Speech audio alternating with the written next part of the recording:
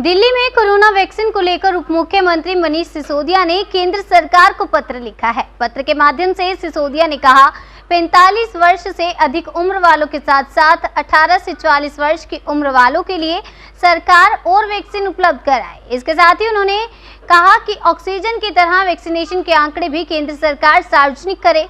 कितनी वैक्सीन किस राज्य को किस आयु वर्ग के लिए दी जा रही है, इसकी जानकारी सार्वजनिक की जाए।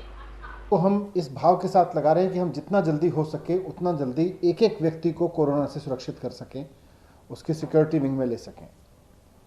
पर समस्या सप्लाई को लेके है। सप्लाई हम समझते हैं, जिसको मैंने पहले भी उठाया कि एक्सपोर्ट कर दी गई इसलिए गलती हुई, और उस एक्सपोर्ट की वजह से, विदेशों में बेचने की वजह से आज भारत में वैक्सीन की तंगी है। पर फिर भी अब जितनी वैक्सीन लगातार बन रही है उसके हिसाब से जो हमें सप्लाई मिल रही है उसको लेके भारत सरकार की एक चिट्ठी आई है हमारे पास कल, जिसमें भारत सरकार ने कहा है कि हमें अब मई के महीने में 45 प्लस एज ग्रुप के लिए जो वैक्सीन मिल रही है उसकी तो 3,82,000 डोज मिलने वाली हैं। मई के महीने में 3.83 लाख मिल जाएंगी, लेकिन मई के महीने में 18 से 44 साल की उम्र के लोगों के लिए और कोई वैक्सीन हमको अब नहीं मिलेगी। तो हमने केंद्र सरकार से रिक्वेस्ट किया है कि दिल्ली सरकार ने 45 वर्ष से ऊपर के लोगों के लिए भी वैक्सीन का प्रोग्राम बहुत तेज़ी से चलाया है, और 45 वर्ष से नीचे के लोगों के लिए भी वैक्सीन का प्रोग्राम बहुत तेज़ी से चलाया है।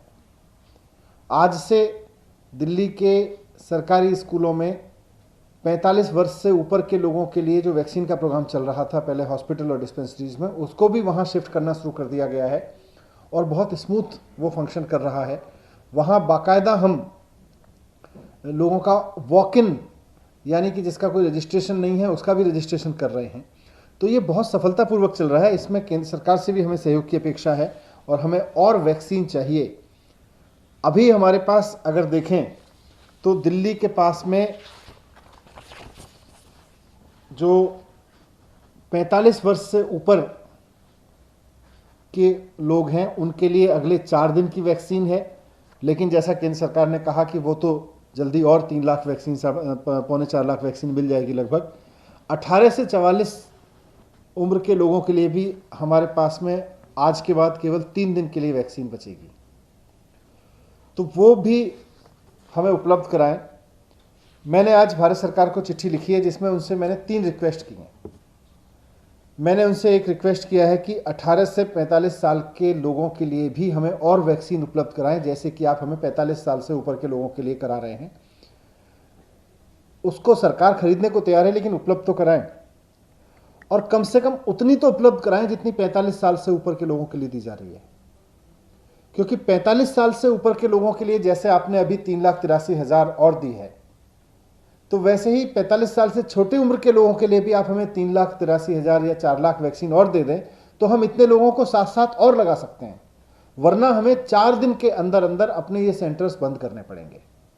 आज से 3 दिन में हमको 18 से 45 सेंटर, 18 से 45 उम्र के वर्ग के लिए जितने हमने वैक्सीनेशन सेंटर खोले थे, ये अब खाली पड़ जाएंगे। इसके बाद हमको ये बंद करने पड़ेंगे। तो पहला रिक्वेस्ट तो उनसे ये किया है कि आप हमें जितनी वैक्सीन हमें 45 साल से ऊपर के लोगों के लिए दे रहे हैं, कम से कम उतनी वैक्सीन हमें 45 साल से कम उम्र के लोगों के लिए भी उपलब्ध कराएं। पहले तो रिक्वेस्ट ये है। दूसरा हमने रिक्वेस्ट किया है, हम समझते हैं कि वैक्सीन का प्रोडक्शन अभी एक समस्या है, उसमें मैनेजमेंट में जो भी कमी रह गई, लेकिन है। जितनी भी वैक्सीन देश में अब बन रही है, दोनों कंपनियां जितनी वैक्सीन बना रहे हैं, उसका एलोकेशन केंद्र सरकार कर रही है। 50% लेके 45 ईयर्स के लिए अपने आप देती है और 50% कहती है राज्य सरकार खरीद ले। तो इसका एलोकेशन का पूरा डेटा सार्वजनिक हो, इसमें ट्रांसपेरेंसी होनी चाहिए कि किस राज्य को 45 साल से ऊपर के लोगों के लिए कितनी वैक्सीन दी है, 45 साल से नीचे के लोगों के लिए कितनी वैक्सीन दी है। वो एलोकेशन का डेटा ट्रांसपेरेंट होना चाहिए। और इसमें भी क्योंकि अभी दिल्ली के लिए सरकारी सिस्टम में कितनी जा रही है और प्राइवेट में कितनी जा रही है, ये भी जानना ज़रूरी है।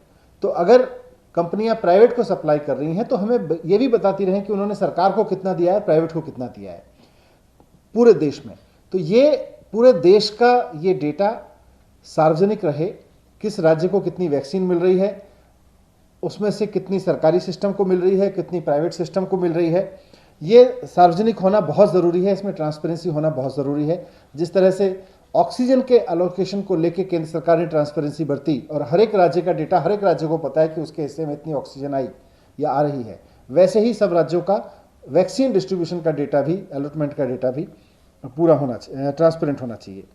और तीसरी चीज़ हमने उनसे रिक्वेस्ट किया है कि जिस तरह से आपने हमें चिट्ठी लिख के ये बताया है कि मई के महीने में हम आपको 45 ईयर की इतनी वैक्सीन देंगे, तो उसी तरह से जून और जुलाई का भी बता दें, ताकि हम फिर अपना पूरा प्रोग्राम, अपना पूरा सिस्टम उसी हिसाब से बना लें। हम अपनी पूरी योजना इसके हिसाब से बना लें कि हम मई के साथ साथ जून और जुलाई में भी कितने लोगों को और किस तरह के कितने सेंटर्स खोलने की ज़रूरत पड़ेगी, कितने सेंटर्स हम चलाएंगे, ये सब हम अपना प्रोग्राम बना के रखें। तो ये तीनों रिक्वेस्ट मैंने उनसे की हैं।